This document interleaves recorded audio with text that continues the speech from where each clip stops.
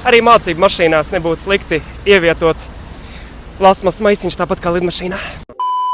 Cik reizes tuvu tu esi bijis tam, lai vienkārši izkāptu ārā no mašīnas braukšanas laikā? Zini kā, pašam varbūt nav bijis tā, ka gribās izkāpt. Varbūt kādu kursantu palūgt izkāpt gan. Kāpēc? Tāpēc, ka ar to pārnesumu kārbu sajūta dažreiz tik ļoti nesaiet tās kājas, ka liekas, ka tu tūlīt izlidos no tās mašīnas priekš. Kad viņš izlidos vai jūs izlidosiet? Visticamāk, abi. Ak, Dievs, cik šausmīgi. Tātad vairāk gribas paprasīt, lai kursants iziet, nekā pašam iziet? Tieši tā. Bet no cilvēkiem, kas dažreiz ir sēdējuši aizmugurē, pastīties, kā brauc, ir dzirdēts atsauksmes, ka arī mācību mašīnās nebūtu slikti ievietot plasmas maisiņš tāpat kā lidmašīnā.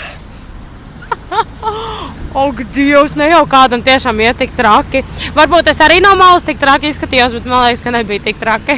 Nu, es ļoti ceru.